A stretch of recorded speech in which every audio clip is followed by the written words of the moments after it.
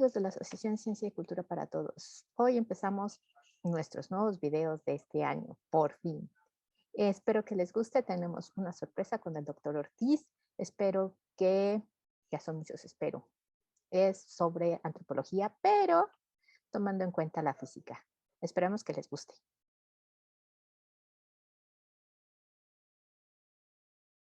Hola amigos de la Asociación Ciencia y Cultura para Todos. Hoy tenemos al doctor Waldir Ortiz, que es doctor en antropología biológica. Y pues el tema en el que trabaja son teorías de la complejidad, transhumanismo y posthumanismo. Aborda las problemáticas sobre las cuales, cuál es nuestro papel en este mundo y hacia dónde vamos como especie. O sea, nada fácil el asunto. ¿Y qué técnica usa para este tipo de cosas? Pues es una aplicación de las categorías de las teorías de la complejidad en un contexto antropológico. Y esperemos que nos explique con detalle todo esto. Pues adelante, muchísimas gracias por estar aquí y por prestarnos un poco de tu tiempo.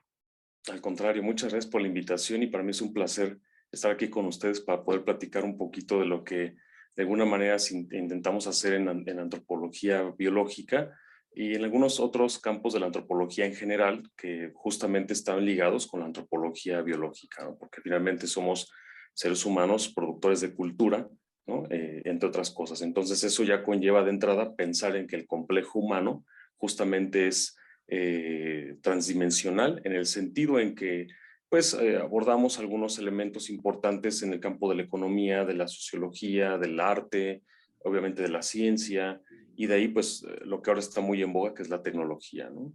Entonces, justamente a partir de esa gran dispersión, vamos a decirlo así, de distintos campos del conocimiento, de la actividad humana como tal, es uno de mis motores de interés respecto a cuál es nuestro papel en este planeta, tanto de manera individual como especie. Hemos visto últimamente, en los últimos por lo menos 10 años, que el papel del ser humano pues, ha generado algunas dinámicas que anteriormente no se veían, principalmente con el desarrollo de las nuevas tecnologías como la ingeniería genética, por ejemplo, la cibernética aplicada a campos en la biomedicina, a campos en la biotecnología, por ejemplo, a campos en donde la economía ya tiene como otros niveles ya más, digamos, de complejidad, dado que la globalización ha generado como una especie de entramado, ¿no? Entre distintas economías, donde una economía que se ve afectada en una zona del planeta termina por afectar de algún modo en otra parte que nunca nos imaginamos, que tiene una implicación como tal, ¿no? Entonces, este tipo de dinámicas que están dentro de la propia especie humana y de su quehacer con respecto a este planeta y a sí mismo, pues es uno de los escenarios en los cuales yo encontré una posibilidad donde la antropología biológica, en este caso respecto de la evolución humana, está muy ligada a otras áreas del conocimiento. Me permitió crear vínculos de diálogo teórico, vínculos de diálogo epistémico entre la física, entre la antropología biológica e incluso entre las diferentes filosofías, ¿no? La filosofía de la biología, la filosofía de la tecnología, la filosofía de la religión, entre otras, ¿no? Entonces, prácticamente lo que yo abordo es tomar la epistemología de la complejidad que tiene que ver con digamos, con los edificios teóricos que son la teoría de redes complejas, la teoría del caos, la teoría de catástrofes, la teoría de sistemas complejos, en donde las diversas categorías que se están construyendo en esas teorías, que en su momento tuvieron aplicaciones en la biología, en el caso, por ejemplo, de Bertalanffy con la teoría de sistemas complejos, en el caso de la cibernética, ¿no? Donde hubo pues ciertas aplicaciones en la matemática compleja, en sistemas cibernéticos, en la robótica, por ejemplo. Tener en cuenta digamos, estas categorías que de alguna manera, más allá de tener todo el, digamos, el sustento, toda la base matemática, parte de la interpretación y de la aplicación de estas categorías podían llevarse incluso al campo de lo social, al campo del arte, al campo de la religión, al campo del humanismo en general, ¿no? Esto quiere decir que, por ejemplo, tomar en cuenta que una persona, una sociedad, una colectividad puede representar un sistema complejo que esté formado por ciertos elementos que tienen una interrelación constante y una funcionalidad específica. Para ser un poquito más claros, pensemos en una familia, por ejemplo.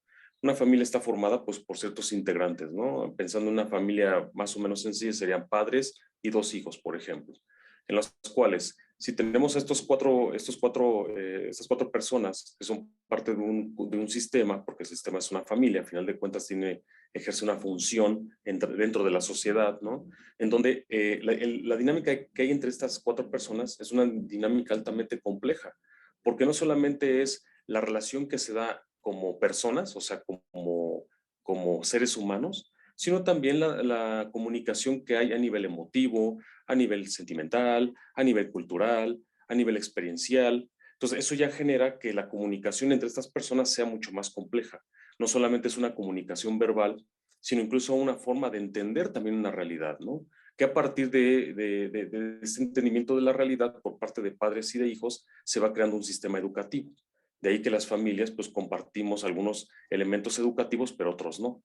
Y esto lo que hace es justamente es abrir la perspectiva de la familia, que no es un núcleo cerrado en una sociedad, sino es un núcleo abierto, es un sistema abierto que comparte otros elementos comunicativos, incluso otros elementos energéticos con otras familias que también son sistemas. Y eso lo que hace es entender cómo el entramado de una sociedad más o menos definida, compuesta por familias, genera una dinámica, pues no solamente social, económica, a partir del papel que ejerce cada uno en la familia en términos monetarios, en términos económicos, e incluso en términos emotivos, ¿no? Entonces, categorías, por ejemplo, como sistema complejo, que está justamente en la teoría de sistemas complejos con Bertalanffy, pueden llevarse al campo de lo social para entender, por ejemplo, esta relación, interrelación y transrelación que se da entre elementos constitutivos de una familia, por ejemplo. La propia categoría de complejidad, por ejemplo, de pronto tenemos una idea un tanto, digamos, equivocada de pensar que complejidad es dificultad, y no necesariamente. Complejidad tiene que ver con el entramado que se da de interrelaciones en los elementos constitutivos de un sistema. Esto me hace pensar, por ejemplo, en un campo de fútbol. Vamos a imaginar que tenemos un campo de fútbol, ponemos en ese campo de fútbol de manera muy ordenada a 200 personas que están muy bien acomodadas en todo lo que es el campo de fútbol. Pero ninguna de ellas se comunica, o sea, ninguna de ellas se habla entre ellas, están calladas todo el tiempo. Aunque tengamos 200 personas, no hay complejidad, porque no hay relación entre ellas. ¿Sí me explico? O sea, es un sistema que contiene muchos elementos, pero no es complejo. ¿Qué pasa? O sea, en el ejemplo que estás poniendo del estadio de fútbol, por ejemplo, si ya hubiera interacción verbal entre dos parejas de dos personas en esas 200 personas, ya empezaría a haber una interacción entre todos. Entonces ya podríamos hablar de un sistema complejo, ¿no? Exactamente. Y mientras más interacción comunicativa haya entre las personas que están en ese espacio, aumenta la complejidad. Vamos a pensar que a cada persona se le pone un número asignado. ¿Qué pasa si el número 1 le habla al número 2, al número 3, al número 4? Hay una cierta comunicación, hay un cierto nivel de complejidad.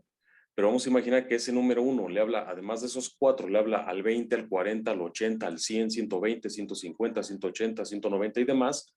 Aumenta la complejidad. ¿Por qué?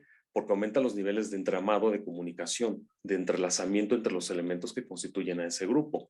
Pensando solamente en un número, ahora imaginemos que todos los números tengan la misma interacción los unos con respecto de los otros, el entramado crece. Y esto que lo que hace, de alguna manera, va aumentando el nivel de la complejidad. Sería Entonces, como hay niveles poner de complejidad. rejitas de interacción una sobre la otra de Exacto. cada uno de los individuos, ¿no? Exactamente. Y eso justamente pues va a generar que la complejidad crezca, porque si en un momento solamente se alaban dos personas nada más, vamos a imaginar de esas 200 personas, quizá digamos, pues las discusiones que pueda haber, los elementos de acuerdo en la comunicación que pueda haber, solamente sean esas dos personas. No hay un impacto, digamos, considerable en las otras personas. Pero si los elementos comunicativos y de interacción crecen, evidentemente que lo que pasa en uno afecta al otro. ¿Sí me explico? Entonces, es una forma de entender, por ejemplo, un sistema cultural que está en constante cambio, porque tiene una relación con otro sistema cultural y al mismo tiempo esa relación se da en forma recursiva. Entonces, el sistema cultural se retroalimenta de la relación que tiene con el sistema cultural, digamos, el sistema cultural A se retroalimenta con el sistema cultural B y viceversa, y esto lo que hace no solamente es una retroalimentación, que genera estos procesos que en antropología le llamamos aculturación, sino que además de ello genera una complejidad mayor, justo porque los sistemas se van comunicando unos con respecto de los otros. De ahí que se considera que en antropología, por ejemplo, se han hecho estudios en antropología sobre redes sociales, de cómo eso es un impacto a nivel cultural, a nivel social, y que obviamente este tipo de procesos se dan a partir de la creciente complejidad que va con el paso del tiempo pues aumentando.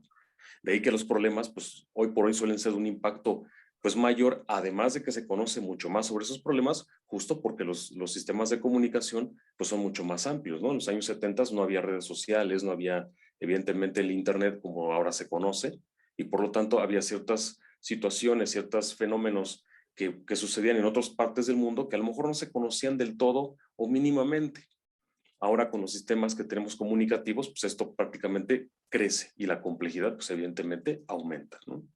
O que no tenían un impacto a tan corto plazo, porque ahora con lo de la guerra de Ucrania y Rusia, pues empezó ayer y ya los mercados ya tienen bajas y todo ese tipo de cosas.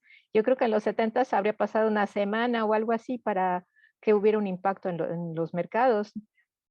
Exacto, y siempre y cuando que los mercados estuvieran relacionados los unos con los otros, ¿no? Ujú. Porque recordemos que en esa época, justo en el periodo de la Guerra Fría, cuando se dan estos bloques económicos a partir de la caída del bloque soviético, pues sí había un impacto, pero no era digamos, tan trascendental o en gran medida como ahora está pasando. Lo acabas de comentar perfectamente, ¿no? Ya se ha mencionado de alguna manera que va a haber un impacto incluso en México respecto de esto de la guerra, ¿no? Que, vamos, pareciera que en un primer momento no impacta en la sociedad mexicana, porque el problema es, primero, del otro lado del mundo, segundo, son dos naciones que de alguna manera no tienen como una relación estrechamente directa, como lo es Estados Unidos con México. Sin embargo, dada la complejidad, justamente hay un impacto, ¿no? Entonces, ese tipo de elementos, de categorías que surgen en las teorías de la complejidad, pues es parte de lo que en mi trabajo lo que hago es tomar esas categorías y llevarlas al contexto de la antropología. Un principio que trabajo demasiado, que surge justamente en el campo de la física y de la matemática, es el principio de incertidumbre, en donde la incertidumbre no solamente se queda en digamos, en el campo de la física de partículas, sino que incluso podemos ver en dinámicas sociales, ¿no? La incertidumbre, donde es imposible predecir todos aquellos fenómenos que sugieren un posible desencadenamiento a corto o a largo plazo. O sea, debido a la incertidumbre no podemos saber con exactitud qué va a pasar la semana que viene a propósito del problema con Ucrania y Rusia, ¿no? Siendo un poquito más en nuestro, digamos, más cercanos, más próximos, qué está pasando con Zacatecas, que es una guerra que también se está viviendo hoy por hoy Sí. en esa parte de México, que es muy lamentable, evidentemente. No sabemos qué va a pasar y cómo va a golpear, en este caso, pues a México en varios aspectos, en la economía, en lo social, en lo cultural incluso, ¿no? Que no está desligado de alguna manera, ¿no?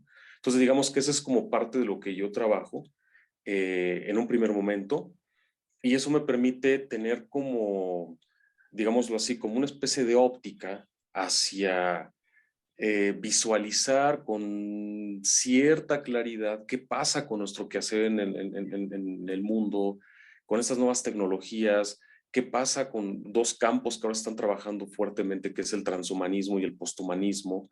Transhumanismo, que es esta carga ideológica donde se considera que con las nuevas tecnologías como la ingeniería genética puede haber una especie de corrección, vamos a decirlo así, en lo que es nuestra fisiología y anatomía para evitar pues problemas de salud de corte crónico degenerativo al ir directamente al complejo genético y modificar algunos genes que permitan de alguna manera restringir, suprimir el desarrollo de este tipo de enfermedades que pueden ser de corte pues, solamente hereditario, ¿no? Por citar un ejemplo.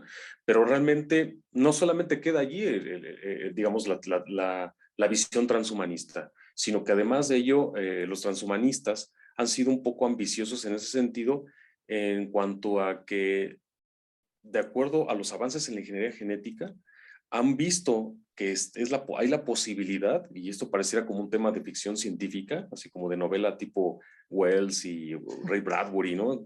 Pero es la realidad, eso es algo que se está gestando hoy por hoy, que incluso se puede durar más de 100 años de vida, ¿no? O sea, es algo bastante alucinante, Sí, ¿no? claro. Porque pues Pero pensamos en que es algo, perdón, que es algo únicamente de la ficción y es algo que hoy por hoy se está vislumbrando como algo que puede ser real, ¿no? posible, sí.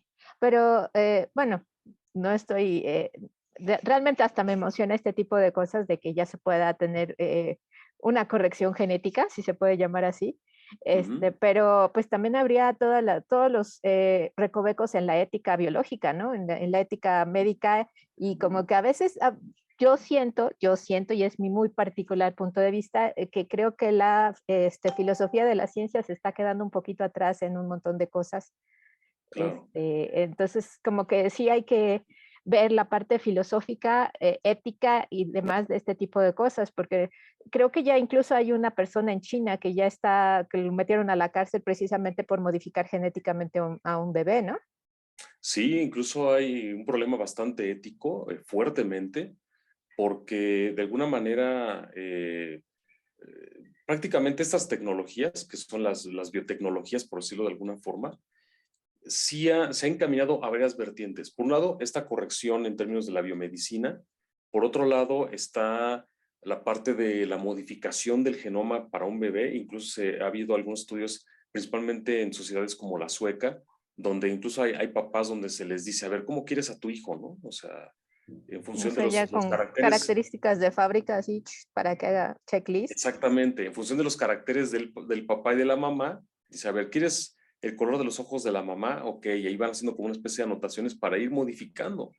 Y esto justamente puede tener dos implicaciones, y ahí está la gran polémica que se trabaja mucho en el transhumanismo. Por un lado, estas implicaciones de quizá un éxito en términos de la medicina para evitar ese tipo de enfermedades, ¿no? Pero está la otra que tú bien comentas, hasta qué punto es benéfico, dónde se puede, digamos, transfigurar todo para generar pues toda una serie de actividades que lejos de ser benéficas para la especie son totalmente lo contrario. Se ha intentado, o sea, incluso se llegó a pensar que afortunadamente no se ha logrado porque está esta parte de la ética y el derechos humanos y demás, donde buscaban suprimir algunos genes que potencializaban, por ejemplo, la empatía, que potencializaban la armonía con respecto a otras personas, para que en ejércitos hubiera, vamos, esta supresión de este tipo de sentimientos que por naturaleza tenemos los seres humanos, para que no hubiera justo esta parte de la compasión hacia el O sea otro, que ¿no? sería el soldado perfecto, ¿no? Exacto, y crear máquinas de matar. Digo, parece que son temas de De ciencia literatura ficción, fantástica, pero ¿no? ya Pero no. es algo que se está gestando ahora, ¿no? Ujú. Y luego viene la otra parte. Ok, si corriges a la persona, si le das un potencial genético donde no se enferme, incluso puede vivir más tiempo, pero ¿a costa de qué? Y sobre todo, ¿quiénes son las personas que van a, digámoslo así, a gozar de este tipo de modificaciones? ¿Todo el mundo? O Sí, sea, bueno, es que siempre ¿no? en una sociedad tan desigual como la que tenemos, ya no podemos decir los países del norte y los países del sur, creo que ya esta sociedad ya está demasiado homogénea, pero la desigualdad persiste. O sea, si nos vamos a Estados Unidos o Europa, sigue habiendo esta desigualdad entre muchos sectores de la población con respecto a ciertas élites. Entonces, si esto, pues sí, ya es de ciencia ficción, porque hay un montón de películas en las que te dicen los elegidos económicamente son los que se van a Elysium, creo que se llama, una película en donde están Ajá, en así órbita, es. y Sí, ahí sí. están,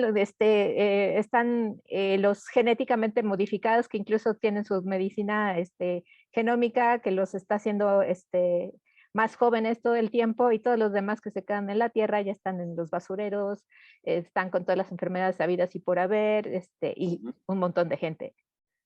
así es. Y Entonces, ahí encontramos un problema bastante serio.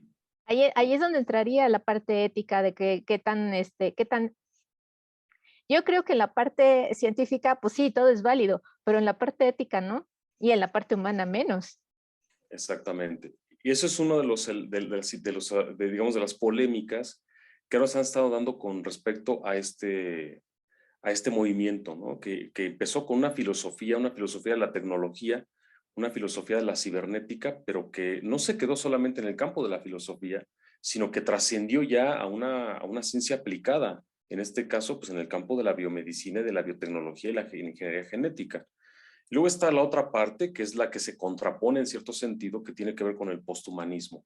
El posthumanismo, que es otra parte que también abordo en mi campo de investigación, que tiene que ver sobre justamente el llamado a la alerta a que este tipo de disposiciones que incluso ya son de corte gubernamental, de corte científico, y sobre todo la introducción de la robótica aplicada, de la cibernética aplicada a sistemas, digamos, de movimiento, como son los nuevos robots, hasta qué punto pueden realmente ser positivos para la especie humana.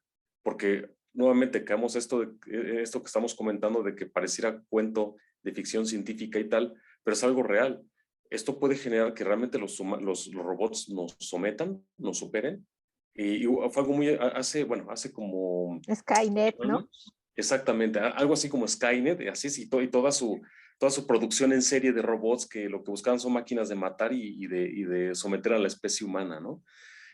Hace como unos 8 años, si no me equivoco, se le dio la ciudadanía a una fembot, o sea, a una robot mujer, ¿no? A Sofía, que ahora es una ciudadana en la India y es tan avanzado el dispositivo que tiene a nivel del cerebro, o sea, el cerebro artificial, que puede sostener una charla de filosofía con una persona, ¿no?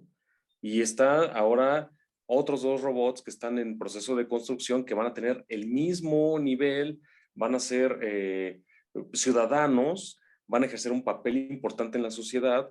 Lo vieron porque justamente en Japón ya encontramos robots que acaban de sustituir en gran medida en los grandes restaurantes a meseros, o sea, a personas que eran meseros, ahora son robots que toman todo el pedido, hacen el cálculo pues, del costo de una cena, de una comida y tal, y que de alguna manera pues ya ejerce el papel pues, que ejercían los seres humanos.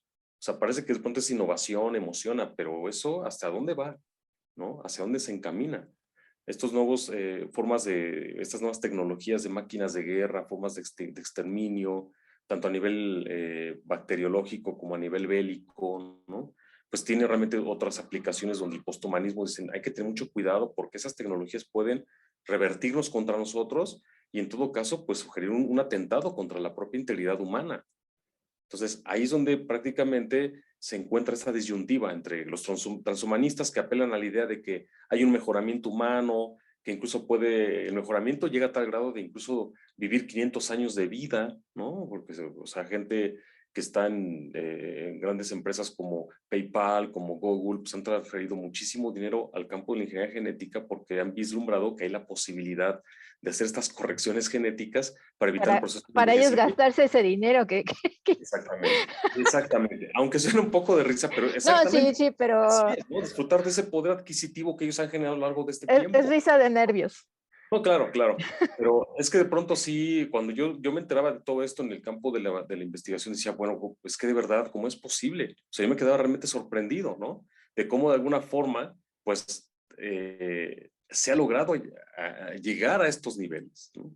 Y pues pienso que en ese sentido la antropología pues tiene un papel muy, muy interesante, muy importante, y pues dar cuenta de que no solamente se queda en el campo de la ciencia aplicada, sino que además en el campo de las teorías antropológicas hay que replantear muchas cosas, donde el funcionalismo ya no es un funcionalismo clásico que veíamos con Franz Boas y con otros grandes autores que nos presentaron en el campo de la investigación antropológica, que estaba muy encaminado, por ejemplo, al análisis de sociedades étnicas, que sigue siendo un elemento importante, no lo dudo, porque tenemos afortunadamente en México todavía grandes sociedades étnicas que tienen mucho que abordar, pero sí hay que replantear muchas otras cosas porque esas sociedades étnicas, con todo y que son grupos muy delimitados, muy determinados, también están jugando un papel importante en las nuevas sociedades, en las nuevas tecnologías.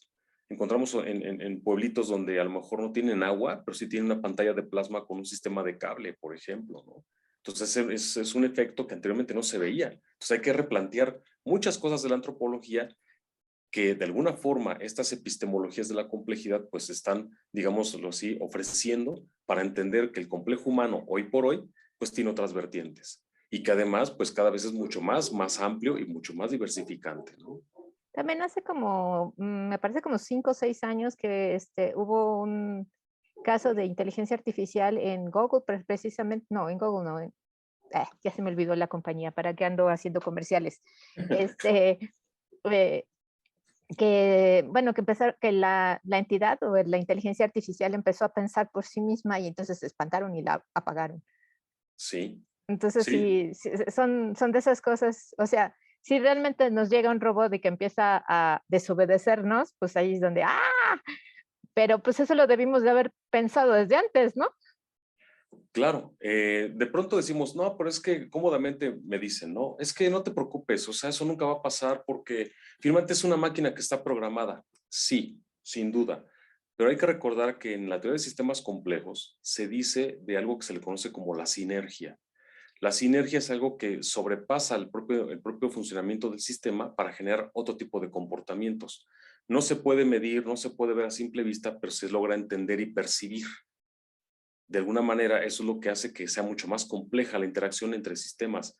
Por ejemplo, la sinergia puede generar que un elemento o algún aspecto que surge en un campo pase al otro. Pensemos, por ejemplo, en el narco. El narco surge por solamente un traspaso de droga de un lado a otro para generar cierto dinero, cierta posición económica.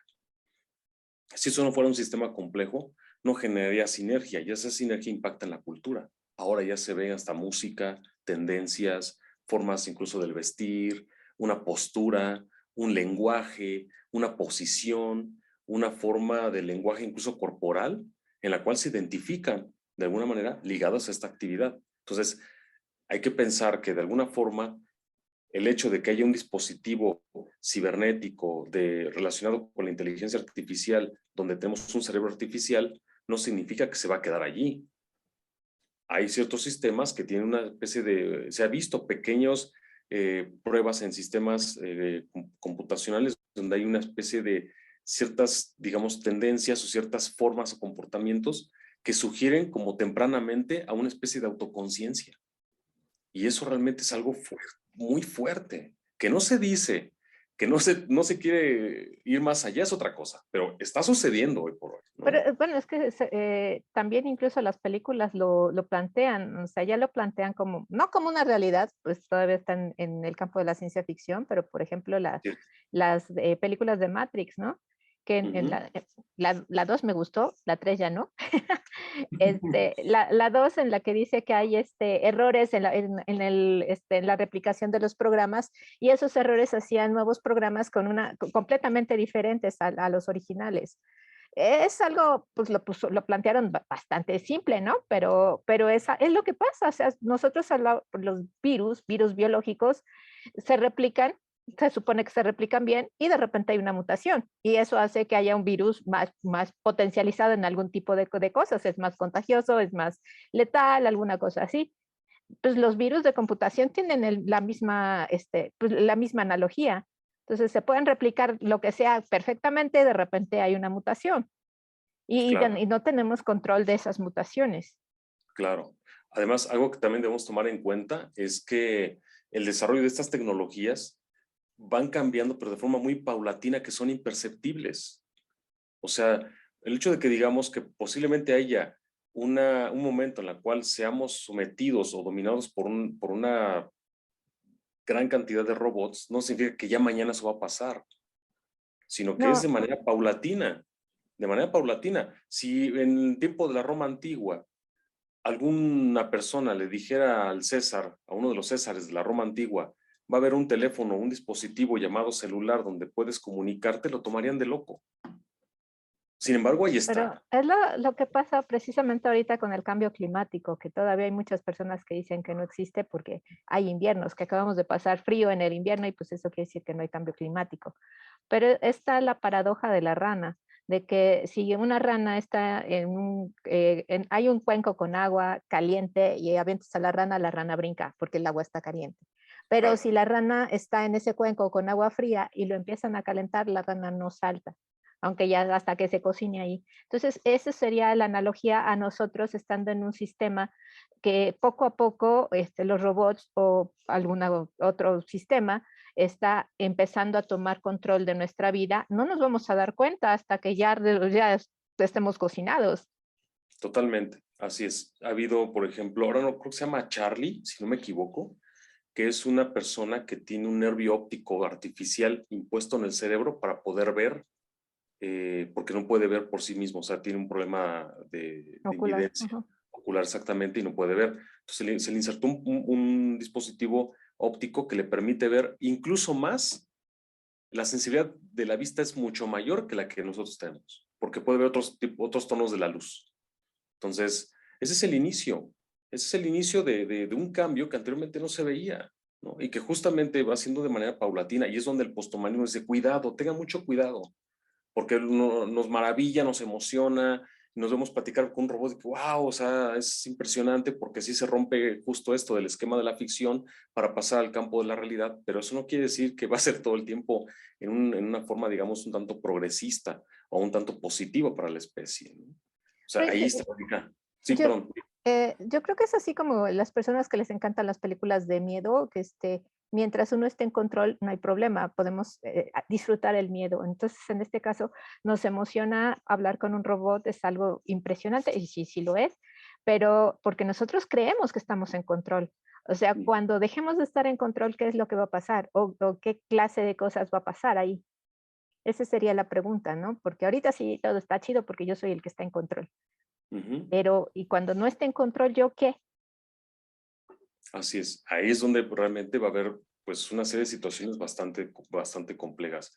Y no solamente está la sustitución de las máquinas por los seres humanos, sino además de ello, estas nuevas formas de ataque que se están dando, ¿no? Pues a nivel cibernético, a nivel bélico, a nivel de la salud, en fin. Entonces es todo un entramado de cosas, las mafias, que no solamente la mafia es del narco, hay otro tipo de mafias que no dilucidamos porque entra como en una especie de dinámica de la normalidad, por decirlo así, ¿no?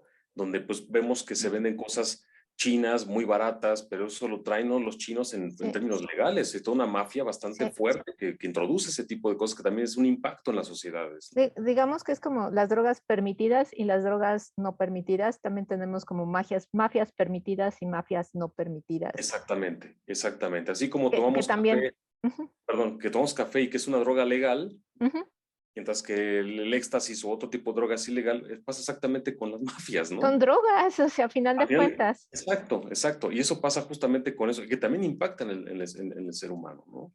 Luego tenemos digamos, otro escenario que también está muy inserto en el complejo humano que tiene que ver con la industrialización, con el procesamiento en serie, por ejemplo, en el caso de los alimentos.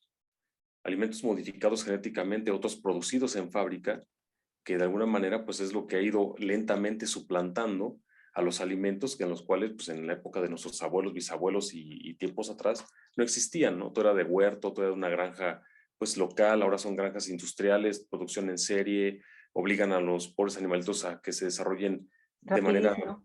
rapidísima con inyecciones de hormonas y otras cosas que pues van alterando la genética. Eso pues también tiene un impacto en la especie humana, ¿no?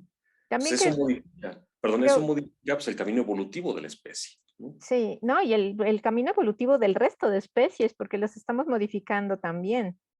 Así Entonces, es. ahora sí, si nada más fuéramos los humanos, pues, ¿qué importa, no? No, no somos una especie, pero estamos maltratando y estamos incluso llevando a muchas especies a la extinción que no deberían, porque son parte de un equilibrio en nuestro ecosistema. Así Y es. pues sí, creo que no es lo mismo estar aquí cómodamente sentados y que te llegue un pollo ya muerto, ya nada más para que lo haces, a ir por el pollo y matarlo. Creo que ya hay muy pocas personas que tienen la experiencia de tener que matar lo que se van a comer. Así es. Sí que O en ahorita todo creen caso, que todo nada más abres el refrigerador y ahí está, ¿no? así es. O en todo caso, comer, no sé, un jitomate nacido de una huerta y no un jitomate de un invernadero que tiene toda una modificación genética para que Ujú, ese jitomate dure más de un mes ahí en ese lugar y no se fermente, ujú. por ejemplo. O estos productos que son propiamente construidos en fábricas donde hay altos conservadores en sodio, colorantes, saborizantes artificiales y sobre todo que pues, la parte, digamos, un tanto digamos, perversa de la industria alimenticia introducen ciertos compuestos químicos que generan pues una cierta adicción a la persona para que esta Sí. persona pues, no deje de comerlos, ¿no? Entonces ahí tenemos también otro elemento que también afecta a la especie humana. Entonces, si te das cuenta, tenemos muchos elementos que están afectando de alguna manera a la especie humana y que hay que poner especial atención en ello, porque eso de alguna forma está modificando no solamente a la especie humana en términos evolutivos, sino a la biosfera en general. ¿Qué pasa con los ecosistemas, ¿no? De ahí que, por ejemplo, en el campo de la geología, que está muy ligada también a la antropología, ahora se habla de una nueva etapa en la historia de la Tierra, que es el antropoceno, en la cual es una era geológica donde ya es una etapa donde el quehacer humano ya está generando un papel protagónico muy fuerte en la Tierra, tanto en la parte biótica como en la parte abiótica, ¿no? En fin, es todo un entramado que pues pienso yo que todas las disciplinas debemos poner atención en ello, ¿no? Debemos poner atención en ello desde nuestros campos y sobre todo abrir la perspectiva para tomar en cuenta otros campos de trabajo, otros campos científicos que lejos de contraponer, sé que tú no sabes matemáticas, por eso no eres científico, yo sí sé matemáticas, o tú no sabes ciencias humanas, por eso es que no eres de este campo. No, o sea, es romper esas fronteras y de alguna manera, pues, digamos, integrar los diferentes conocimientos y ver que sí hay forma de que algunos elementos teóricos de algunas ciencias, como lo conocemos comúnmente como ciencias exactas, pueden ser llevadas al campo de lo social, ¿no? Y entender, pues, dinámicas que a lo mejor nuestras teorías no nos están vislumbrando, justamente porque solamente tenemos cierto conocimiento en ciertos niveles de la realidad. Mientras que estas categorías que están en este campo de la física, de las matemáticas aplicadas, de las filosofías y tal, pueden de alguna manera generar que la visión respecto de una problemática en específico en el campo de la antropología pueda tener unas vertientes y otras ópticas que por sí misma la antropología no puede dar, ¿no? O sea, entender también que nuestro conocimiento es limitado, pero que y por ello necesitamos también. Y más si estamos especializados que en un doctorado, somos especializados en una cosita así. Exactamente, Entonces, sí exactamente. necesitamos un intercambio de saberes con todas las ramas del conocimiento humano para poder tener algo más amplio y genérico que incumba a todo el ser humano, no nada más un pedacito de seres humanos. Así es. Entonces, digamos que a grandes rasgos eso es lo que yo he tratado de estos años, por lo menos estos últimos 10 años, he ido abordando tanto a nivel académico como ya a nivel de la investigación como tal. Ella, mi última pregunta, esta sí ya es de mi propio duelo con Ada. No, adelante, adelante. Es que Ada dice que la mente sin cuerpo no existe, no sirve para nada. Y yo digo que la mente sí puede ser, que sí puede ser, todas las experiencias y demás sí podrían pasarse a algo, algo electrónico y poder tener una existencia más allá del cuerpo. Ya sé que las dos cosas suenan muy locas, pero ¿cuál sería cuál sería tu visión de estas loqueras? Ok, es una pregunta bastante interesante y me hace, digamos, apelar a justo una de las, digamos, de los postulados de la cibernética aplicada que generan mucho ruido en la antropología, porque antropología tiene como muy, digamos, muy claro y muy ligado esto de que no hay mente sin cuerpo, ¿no? O sea, prácticamente hay como una relación muy estrecha ahí entre la mente y el cuerpo. Y yo pienso que no necesariamente. O sea, sí entiendo que el cerebro juega un papel fundamental, Ujú. ¿no? En procesos cognitivos y mentales y operatividades a nivel, pues, neurológico y tal, pero pienso que sí podemos considerar que hay una mente sin cerebro, ¿no? Y eso es uno de los postulados de la cibernética de segundo orden, que surge obviamente pues, en todo el campo de la matemática, ¿no? En donde podemos ver, por ejemplo, este teléfono, ¿no? Pues sí, tiene operatividades mentales y no tiene cuerpo, o sea, cuerpo orgánico, cuerpo biológico. Una computadora, todo el sistema operativo de un automóvil, en la computadora de los nuevos automóviles, que tienen la forma de estacionarse solos, por ejemplo. Es toda una operatividad mental en ese ejemplo, en el espacio-tiempo. ¿Por qué? Porque el automóvil, si yo no sé estacionarme, me cuesta trabajo, le doy ahí clic, clic, clic, y el automóvil lo va a hacer solo. Ya me despreocupo por ello. Pero él está haciendo esa operatividad mental que sobresale, obviamente, de un cerebro en el sentido estricto. Sin embargo, está haciendo lo que yo haría con mi cerebro. ¿Sí me explico? O sea, ahí nos damos cuenta que ese coche no tiene un cerebro orgánico, estrictamente hablando, como el que tengo yo. Sin embargo, puede hacer las funciones que yo puedo hacer si no tuviera yo esa facilidad de que el coche estacionara solo. Tenemos ahí un ejemplo perfectamente donde hay operatividades mentales sobre un espacio-tiempo donde no hay cerebro, donde no hay un cuerpo como tal. ¿Sí me explico? Entonces, la cibernética en ese sentido es bastante fuerte. ¿Qué pasa, por ejemplo, en el comportamiento de las plantas? Las plantas no tienen cerebro, o sea, no tienen un sistema medular como en el caso de nosotros, ¿no? No son cordados, no tienen una médula espinal y demás. Sin embargo, el comportamiento es muy complejo. La comunicación entre plantas es altamente compleja, donde los arbolitos se comunican vía no Raíces, fonética, rizomas, exactamente por química. raíces, por química, exactamente por dispersión de algunos elementos químicos donde los perciben y dicen, cuidado, vienen los predadores a comerse nuestras hojitas. Hay que No, soltar ciertos químicos para que se mueran esos predadores y no se coman nuestras hojitas. sí, y aparte si les cae mal un árbol, quitan sus raíces, le quitan sus raíces para que se muera el árbol. Sí, Pues es súper exacto, complejo lo que pasa exacto, con los arbolitos. Y eso que son exactamente, árboles. exactamente. Por ejemplo, si hay un grupo de árboles y uno llega a plantar una plantita allí, o sea, vamos a decirlo en cierto sentido, con una forma un tanto, pues, Una plantita coloquial, invasora. le echan montón y pues la matan literalmente, Ujú, matan a esa planta, ¿no? Porque no la quieren allí. sí, Alguna vez quizá va a sonar un poco ficticio, ¿no? Mi bisabuela alguna vez me decía que hay cierto tipo de plantas, generalmente creo que son de las rosas, que no soportan el roce de la ropa de una mujer porque se secan. O sea, como que eso de pronto es, bueno, ¿cómo es eso, no? O sea, si pasa una mujer y la falda rosa la planta se seca. O sea, de alguna forma, pues es un comportamiento, una serie de dinámicas que pues hay que tomar en cuenta donde es de alta complejidad como tal, ¿no? Y no hay un cerebro, ¿no? bueno, Entonces, también hay un montón de animales que no tienen cerebro, como las medusas, y viven 100 años o más. O sea, así el es, cerebro no es necesario para estar vivo.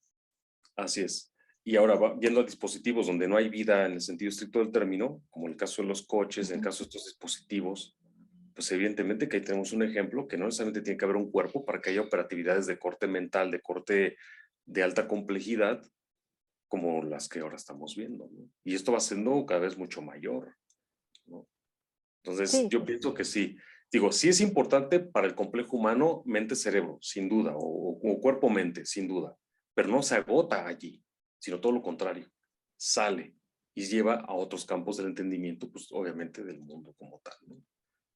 O sea, pensemos, por ejemplo, ya hablando en el contexto del campo de la física, ¿qué pasa con las explosiones solares, las supernovas? Pues es una cosa hiper compleja y no hay, que incluso conlleva ciertas, analógicamente hablando, ciertas operatividades mentales, porque es la construcción, la destrucción de algo para Sí. construir algo nuevo, No, aparte, ¿no? imaginarse la cantidad de energía que saca una supernova. O sea, la luz de una supernova es la de toda una galaxia en un momento dado. Claro, claro. Entonces sí Entonces, es. yo pienso que la clave está justo en ello. No es lo único, pero una de las claves importantísimas para entender este complejo es justo lo que acabas de decir, la energía. La energía es fundamental en sus distintas, vamos a decirlo así, versiones, ¿no? O formas de energía, ¿no? A final de cuentas es energía. La energía se mueve, la energía está constante. Y eso yo creo que es un elemento central para entender los distintos niveles de complejidad en los distintos sistemas que se mueven a lo largo del universo, no solamente en el mundo terrestre, sino en todo el universo como Sí. tal.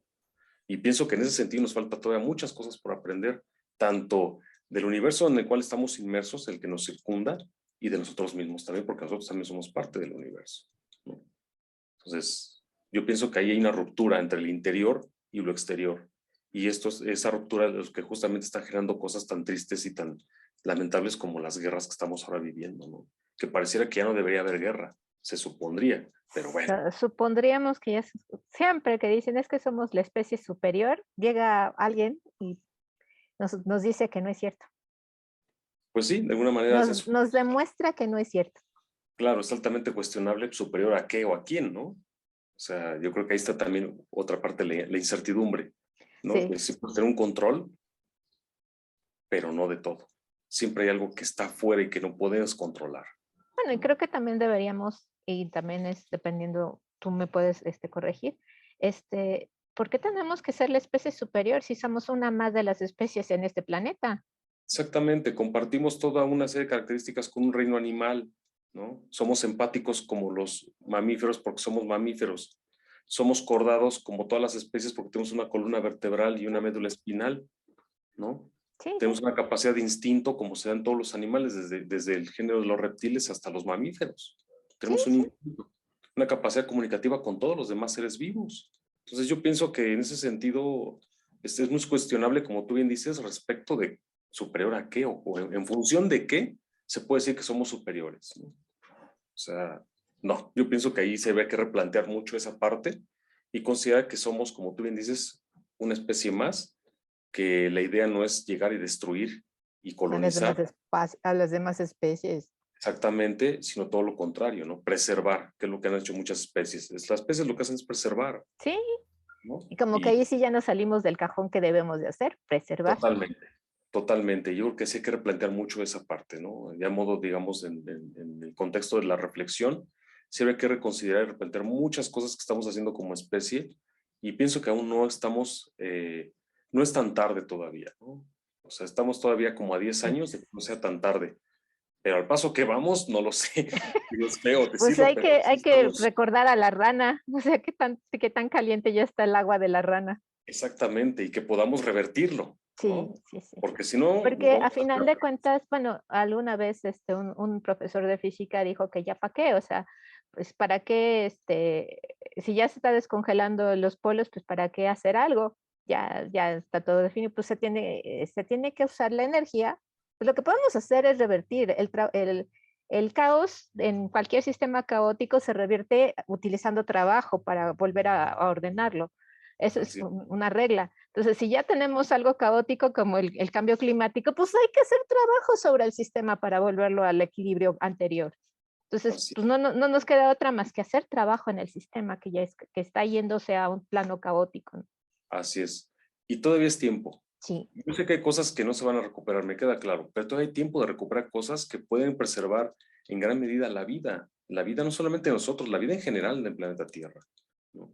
Y esa es una de las sí. cosas que justo el posthumanismo trata de dar cuenta de ello. Hay grandes foros de posthumanismo que se han hecho pues, en varias partes del mundo. Hace poco hubo un congreso de transdisciplinaridad aquí en México. Y si todo sale bien y la pandemia no nos vuelve a encerrar, va a Otra empezar en... mutación de un virus. Exacto, yo creo que ahorita también es todo otro cotorreo, ¿no? Sí.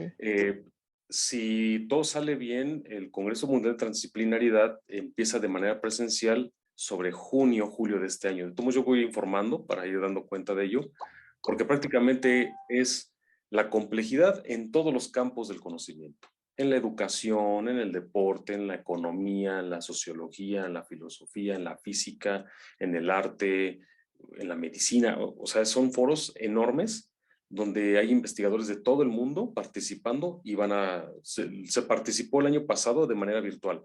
Y todo está en el YouTube, están todas las sesiones, igual Mm. comparto para alguien, si alguien quiere entrar al foro, están ahí todas las ponencias de todo el año y ahora va a ser de manera presencial en México, va a ser. También va a Entonces, ser como los de materiales en Cancún. algo parecido. Sí, no hay nada Ah, mejor que la playa para pensar. claro. No, va a ser aquí en Ciudad de Ah, México, en distintos sectores, pero sí va a haber como una especie de tours a algunas zonas de la República. Entonces, para pues justo los investigadores de otras partes del mundo que vengan y que digo, pues no son de Ciudad de México, ¿no? Pues también me llevaron a otro lado a conocer, a ir a ¿no? comer mole a Puebla. Exacto, así es, comer mole a Puebla, exactamente. Entonces, pues por ahí más o menos es donde nos estamos moviendo. Bueno, para las personas que nos sigan, les voy a dejar en la descripción del video todas estas links Congreso Transhumanista del año pasado. Perfecto, muy ¿Sí? bien. Sí, está Para muy que... bien, muy bien. Y ya vi que nos echamos casi una hora y entonces te agradezco muchísimo todo tu No, al tiempo. contrario, Muchas perdón, gracias. creo que Estuvo era bien de 15 interesante. minutos y ya me quedé Sí, ya aquí nos echamos aquí, pero estuvo bien enlazado. interesante, la verdad.